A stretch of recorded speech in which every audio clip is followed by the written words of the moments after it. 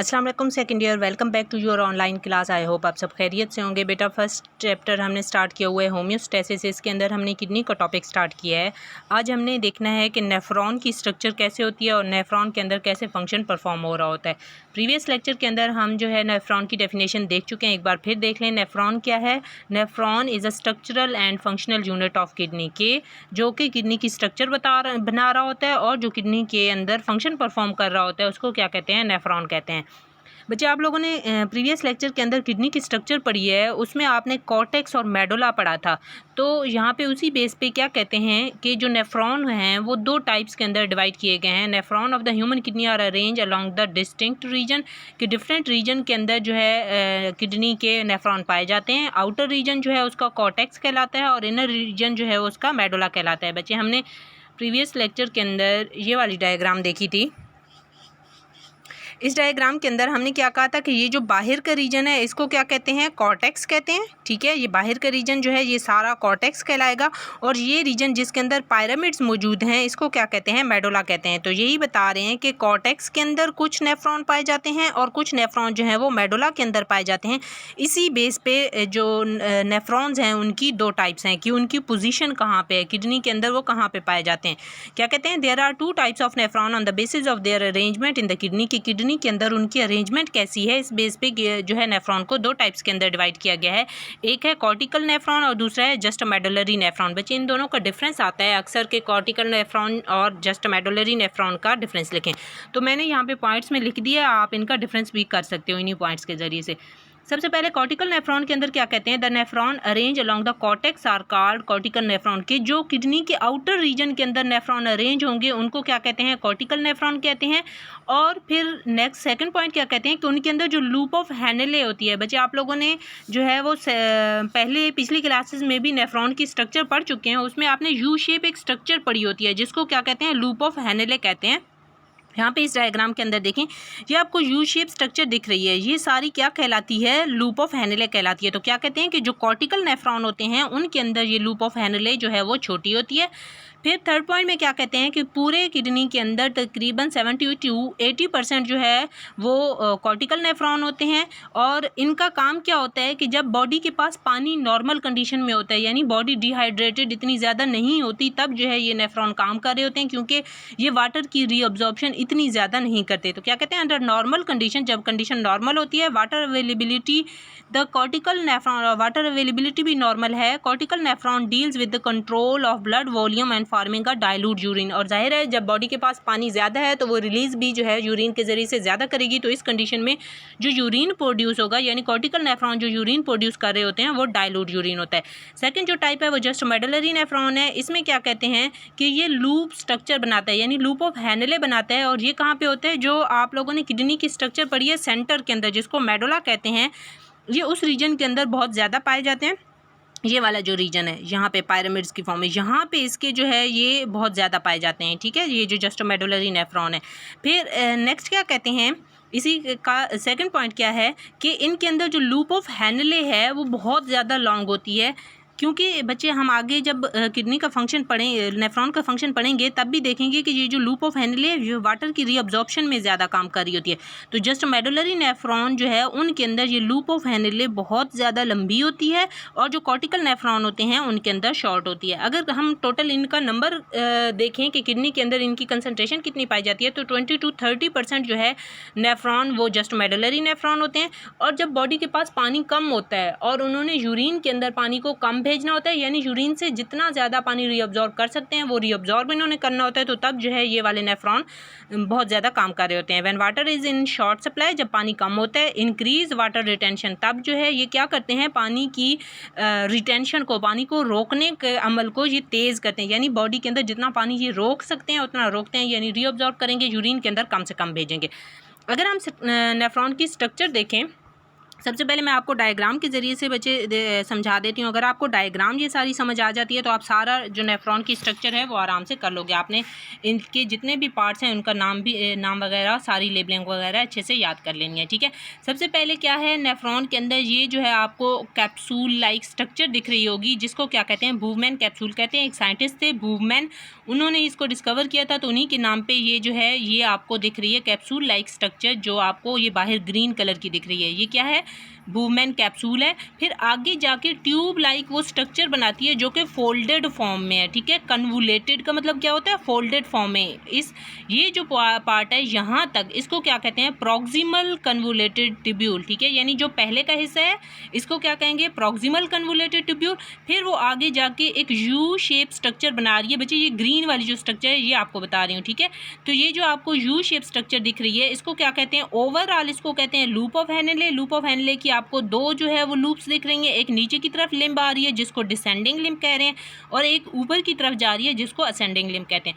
फिर यही ट्यूब जो है आगे जाके फिर कन्वुलेटेड फॉर्म में, फोल्डेड फॉर्म में हो जाती है, इसको क्या कहते हैं, डिस्टल कन्वुलेटेड ट्यूब्यूल। और फिर वो आगे जाके कहाँ पे हो जाती है, कलेक्टिंग डक्ट में, एक नाली के अंदर ओपन हो जाती है जिसको कलेक्टिंग डक्ट कहते हैं। आपको यहाँ पे ये छोटे छोटे पॉइंट्स दिख रहे होंगे, यहाँ पे डिफरेंट नेफ्रॉन, यहाँ पे भी एक नेफ्रॉन इसके साथ कनेक्ट होगा, यहाँ पे भी एक नेफ्रॉन, इस तरह से डिफरेंट नेफ्रॉन, बहुत सारे नेफ्रॉन आके कलेक्टिंग डक्ट के अंदर ओपन हो रहे होते हैं, ठीक है। तो दोबारा से देखें, आपके पास ये क्या है, बूवमैन कैप्सूल है, फिर प्रॉक्सिमल कन्वुलेटेड ट्यूब्यूल है यहाँ पे जो कि फोल्डेड फॉर्म में है, फिर U shape loop of Henle है, एक डिसेंडिंग लिम्ब है जो ऊपर की तरफ जा रही है वो असेंडिंग लिम्ब है, और फिर उसके बाद जो है वो डिस्टल कन्वुलेटेड ट्यूब्यूल है, और फिर जो है वो कलेक्टिंग डक्ट है, ठीक है। पहले ये देख लेते हैं, एक बार रीड भी कर लेते हैं। क्या कहते हैं कि आपके पास बूवमैन कैप्सूल है, कप शेप एक स्ट्रक्चर है जो इसको बूवमैन कैप्सूल कहते हैं। और बच्चे जो बूवमैन कैप्सूल की अंदर वाली लाइनिंग होती है उसके अंदर जो है वो पोर्स पाए जाते हैं, ठीक है। ये वाली जो लाइनिंग है यहाँ पे आपको छोटे छोटे पोर्स दिख रहे होंगे, तो यहाँ पे जो है इसके अंदर ये पोर्स पाए जाते हैं, ठीक है। इसके अंदर जो पोर्स पाए जाते हैं, इन पोर्स का क्या काम है वो आगे हम देखेंगे, ठीक। It is present in the inner end of the each nephron, ये हर नेफ्रॉन की इनर साइड पे पाए जाते हैं। फिर उसके बाद प्रॉक्सिमल ट्यूब्यूल थी, फिर लूप ऑफ हेनले थी, फिर डिस्टल ट्यूब्यूल थी, और फिर डिस्टल ट्यूब्यूल के बाद जो है वो डिस्टल कन्वुलेटेड ट्यूब्यूल जिसको आपने कहा है, और फिर जो है कलेक्टिंग ट्यूब्यूल्स हैं। क्या कहते हैं, कलेक्टिंग ट्यूब्यूल्स का काम क्या होता है कि वो जाके ओपन होते हैं किडनी के पेल्विस के अंदर। बच्चे प्रीवियस लेक्चर के अंदर हमने कहा था कि जो किडनी है उसके 3 पोर्शन होते हैं, एक कॉर्टिकल, दूसरा मेडुला वाला, और फिर ये वाला रीजन जो है ये पेल्विस रीजन कहलाता है। तो क्या कहते हैं कि यहाँ पे जितने भी नेफ्रॉन हैं वो कलेक्टिंग डक्ट को लेके यहाँ पे आके जो है वो ओपन कर रहे होते हैं।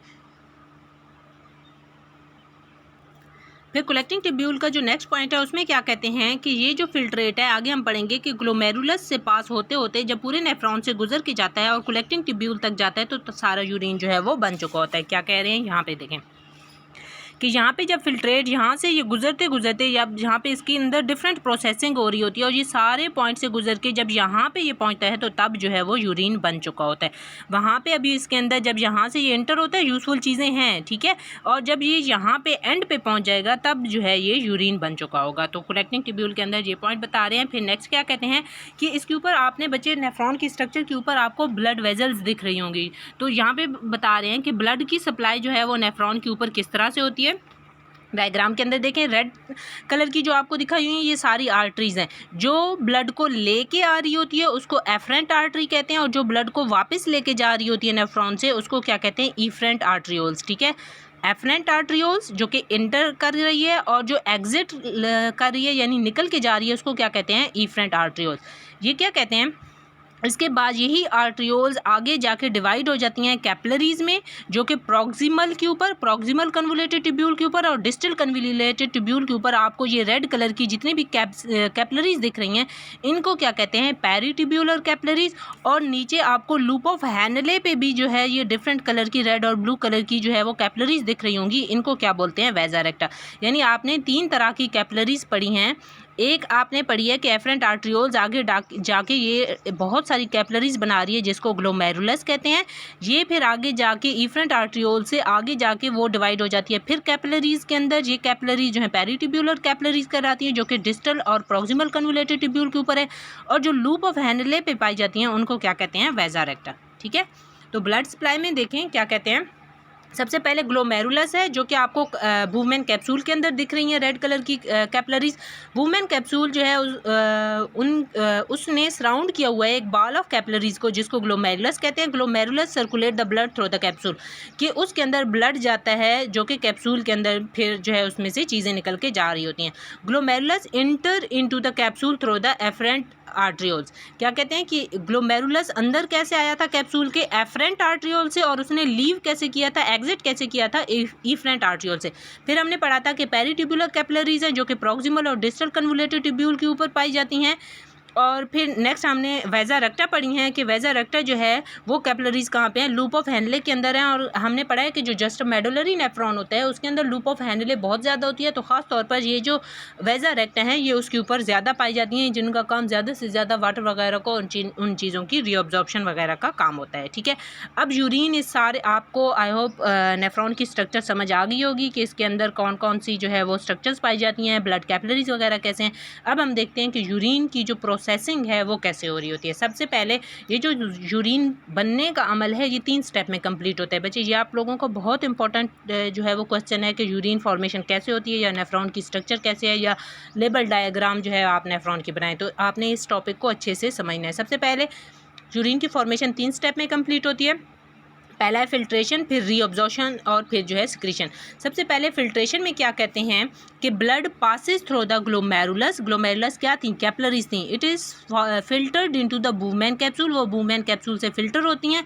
और ये स्पेशल किस्म की फिल्ट्रेशन होती है जिसके अंदर क्या कहते हैं, the wall of glomerulus is porous. मैं आपको पहले बता चुकी हूँ। The blood pressure in the glomerulus provide the filtration pressure. ये सारा जो है अभी मैं आपको बता देती हूँ। The filtrate coming out of the glomerulus is called glomerulus filtrate. ठीक है, यहाँ पे देखें डायग्राम के अंदर क्या कहते हैं कि यहाँ पे फिल्ट्रेशन का प्रोसेस कैसे होगा कि यहाँ पे ब्लड आएगा, ब्लड आके यहाँ पे ग्लोमेरुलस के अंदर जब ब्लड आएगा तो जो वुमेन कैप्सूल है उसकी वॉल पोरस होती है, यहाँ से जो है वो चीज़ें जो फिल्ट्रेट वगैरह होगा वो यहाँ से निकल के यहाँ पे आ जाएगा, इस कैप्सूल के अंदर आ जाएगा, इस जगह पे। ठीक है, और उसमें अभी यूज़फुल चीज़ें भी होंगी। अब जब यहाँ से ये निकल के इन पोर्स के ज़रिए से ब्लड से निकल के नेफ्रॉन के अंदर आ चुका है, कैप्सूल के अंदर आ चुका है, वुमेन कैप्सूल के अंदर, तो अब इसको क्या कहते हैं, ग्लोमेरुलस फिल्ट्रेट, क्योंकि वो ग्लोमेरुलस से फिल्टर होके आया। तो यहाँ पे अब उसको क्या बोलेंगे, ग्लोमेरुलस फिल्ट्रेट। ये था फिल्ट्रेशन का प्रोसेस जिसमें ब्लड यहाँ से फिल्टर होके ब्लड में से चीज़ें जाएंगी। बच्चे ब्लड सेल्स वगैरह वो सारी चीज़ें जो लार्जर प्रोटीन्स होती हैं और ये सारी चीज़ें इसके अंदर ही रहेंगी। जस्ट क्या जाएंगे, कुछ ग्लूकोज होंगे, कुछ यूजफुल चीज़ें होंगी, आयंस होंगे, और जो नाइट्रोजनस वेस्ट होगा वो जाएगा। ठीक है, नेक्स्ट क्या कहते हैं, नेक्स्ट जो स्टेप है reabsorption. The filtrate contain numerous useful substances like glucose, amino acid and salt. मैंने आपको बताया है कि ये जो वुमेन कैप्सूल के अंदर फिल्ट्रेट आया है जिसको हमने क्या कहा है, ग्लोमेरुलस फिल्ट्रेट। इसके अंदर अभी यूजफुल चीज़ें हैं, ग्लूकोज है, अमाइनो एसिड और साल्ट वगैरह है इन इक्वस सोल्यूशन जाहिर है पानी भी साथ में है। The proximal tubule reabsorb all the useful constituent from the glomerulus filtrate. The filtrate contain mostly nitrogenous waste when it leave the proximal tubule. क्या कहते हैं कि यहाँ पे जब ग्लोमेरुलस फिल्ट्रेट आपके पास आ चुका है, उसके अंदर ग्लूकोज है, अमाइनो एसिड है, आयंस हैं डिफरेंट यूजफुल, तो वो सारी चीज़ें जब यहाँ से गुजर के इस ट्यूब के अंदर जाएंगी, ये जो ग्रीन कलर की ट्यूब है जिसको हमने प्रॉक्सिमल कन्वोल्यूटेड ट्यूब्यूल कहा है, तो ये जब प्रॉक्सिमल कन्वोल्यूटेड ट्यूब्यूल के अंदर जाएंगी तो इनसे रीअब्जॉर्प्शन हो जाएगी, यानी उसके अंदर जितनी भी यूजफुल चीज़ें हैं वो सारी की सारी क्या होगा, यहाँ से निकल के बाहर चली जाएंगी। ठीक है, तो वो यूजफुल चीज़ें सारी दोबारा ब्लड वेजल्स वगैरह के अंदर जो है वो रीअब्जॉर्ब हो जाएंगी। तो यहाँ पे पीछे जब ये यहाँ तक पहुँचेगा, यानी जब ये प्रॉक्सिमल कन्वोल्यूटेड ट्यूब्यूल एंड होगी तो तकरीबन इसके अंदर जो है वो यूरिन रह चुका होगा या नाइट्रोजनस वेस्ट रह चुका होगा, थोड़ा बहुत पानी भी होगा, लेकिन ज़्यादातर जो यूजफुल चीज़ें हैं वो सारी कहाँ पे जो है वो रीअब्जॉर्ब हो जाती हैं, इस प्रॉक्सिमल कन्वोल्यूटेड ट्यूब्यूल के अंदर रीअब्जॉर्ब हो जाती हैं। ठीक है, फिर नेक्स्ट क्या कहते हैं, secretions. Urinary tubule has tubular epithelium. It secretes substances into the lumen of urinary tubule. This secretion is very selective. It is mainly composed of hydrogen ion. Hydrogen ion balance the pH value of the filtrate passing through the tubule. क्या कहते हैं कि जब ये urine आगे पास हो रहा होता है, इन डिफरेंट जगहों से ये पास हो रहा होता है, जाहिर है उस नाइट्रोजन सब्सटेंस की हमने pH वगैरह को भी मेंटेन करना है, तो ये जो वॉल है इसकी, इस वॉल से जो है हाइड्रोजन आयन वगैरह सक्रीट होते हैं इधर अंदर की तरफ, ठीक है, ल्यूमन की तरफ, यानी ये जो ट्यूब्यूल्स हैं इसके अंदर की तरफ सिक्रीट होती हैं ताकि जो यूरिन बन रहा है उस यूरिन की पीएच को जो है वो मेंटेन रखा जा सके। ठीक है बच्चे, आपको आगे जो है वो डायग्राम भी बताई हुई है। उस डायग्राम के अंदर जो है आपको सारे स्टेप बाय स्टेप दिखाया हुआ है कि कहाँ पे क्या चीज़ जो है वो हो रही होती है। यहाँ पे देखें, इस बुक के अंदर देखें बच्चे, इस बुक में देखें आपको यहाँ पे जो है वो कैप्सूल दिखाया हुआ है। ठीक है, फिर यहाँ पे प्रॉक्सिमल कन्वोल्यूटेड ट्यूब्यूल के अंदर कौन कौन सी चीज़ें रीअब्जॉर्ब होती हैं वो दिखाई हुई हैं। यहाँ पे पहले फिल्ट्रेशन का बताया हुआ है कि फिल्ट्रेशन कैसे होती है। फिर यहाँ पे जो है ये डिफरेंट यहाँ पे सिक्रीशंस जो हो रही होती हैं उन सिक्रीशंस का बताया हुआ है, और कुछ सिक्रीशंस यहाँ पे हो रही होती हैं आयंस वगैरह, ड्रग्स वगैरह, और ये सारी सिक्रीशंस हो रही होती हैं। तो कुछ सिक्रीशंस जो हैं यहाँ पे हो रही होती हैं। फिर इसके बाद कलेक्टिंग डक्ट आती है, कलेक्टिंग डक्ट वगैरह से वाटर रीअब्जॉर्ब होता है। ये आगे हमने देखना है। नेक्स्ट बताया हुआ है कि जो कंसंट्रेशन है एक्सक्रीटरी प्रोडक्ट की वो किस तरह से होती है। अगर पानी जो है बॉडी के पास कम होगा तो तब जो है कैसा होगा, और अगर पानी ज़्यादा है तो तब जो है कैसा यूरिन प्रोड्यूस होगा। तो क्या कहते हैं, लिमिटेड सप्लाई ऑफ वाटर, जब पानी कम होगा। सम टाइम क्या होता है बॉडी के पास पानी की कमी होती है तो पानी जो हमारे पास नेफ्रॉन है वो क्या करते हैं, ज़्यादा से ज़्यादा कोशिश करते हैं ट्यूब्यूल्स वगैरह के ज़रिए से कि पानी को रीअब्जॉर्ब कर ले, और जब वाटर रीअब्जॉर्ब हो जाएगा तो तब जो यूरिन होगा वो क्या होगा, कंसनट्रेटेड फॉर्म में जो है वो यूरिन प्रोड्यूस होगा। अगर बॉडी के पास एक्सेसिव फॉर्म में वाटर है, यानी वाटर की अमाउंट जो है वो बहुत ज़्यादा है, तो तब क्या होगा, वाटर यूरिन से इतना ज़्यादा रीअब्जॉर्ब नहीं किया जाएगा, और जब वाटर रीअब्जॉर्ब नहीं होगा तो यूरिन के अंदर ज़्यादा से ज़्यादा वाटर जा रहा होगा। इसका मतलब है डाइल्यूट यूरिन जो है वो प्रोड्यूस हो रहा होगा। क्या कहते हैं कि 99.5% वाटर जो है वो रीअब्जॉर्ब कर सकता है किडनी ग्लोमेरुलस फिल्ट्रेट से। अब हमने जो है आगे लूप ऑफ हैनले और वेजा रेक्टा वगैरह पढ़ा है, उसमें एक मैकेनिज़्म चल रहा होता है जिसको काउंटर करंट मल्टीप्लायर कहते हैं। ये आप लोगों का बच्चे इंपॉर्टेंट क्वेश्चन है कि काउंटर करंट मल्टीप्लायर क्या है। इसमें क्या होता है कि जो नेफ्रॉन की स्ट्रक्चर है उसमें चीज़ें ऑपोजिट डायरेक्शन में मूव करके जा रही होती हैं, और जो ब्लड है वो ऑपोजिट डायरेक्शन में मूव कर रहा होता है। तो इससे क्या होता है कि जो वाटर और डिफरेंट आयंस वगैरह की रीअब्जॉर्प्शन है वो आसानी से होती है। सबसे पहले क्या कहते हैं, descending loop of Henle, the filtrate passes down in the descending loop of Henle. There is a gradual osmotic outflow of water from the filtrate into a interstitial fluid of the kidney. The outflow of the water take place with the help of a counter current multiplier. क्या कहते हैं कि यहाँ पे इस diagram में देखें, क्या कहते हैं कि ये जो डिसेंडिंग लूप है, इस डिसेंडिंग लूप में क्या होता है कि जब फिल्ट्रेट नीचे की तरफ मूव कर रहा होता है तो इससे वाटर जो है वो ज़्यादा से ज़्यादा निकल के इंटरस्टिशियल फ्लूइड, यानी ये बाहर जो है इस जगह पे ज़्यादा से ज़्यादा वाटर निकल के आ रहा होता है। अब क्या होगा, जब जितना ज़्यादा वाटर यहाँ पे इंटरस्टिशियल फ्लूइड के अंदर आएगा उसका मतलब है यहाँ पे अंदर जो वाटर है वो बहुत कम रह गया। और ये कैसे वाटर जो है वो बाहर निकलेगा, काउंटर करंट से, कि ये नीचे की तरफ आ रहा है तो वाटर जो है इसमें से ज़्यादा से ज़्यादा निकल के जा रहा होगा, यहाँ से ये जो फ्लूइड है वो ऊपर की तरफ जो है वो मूव करके जा रहा होता है।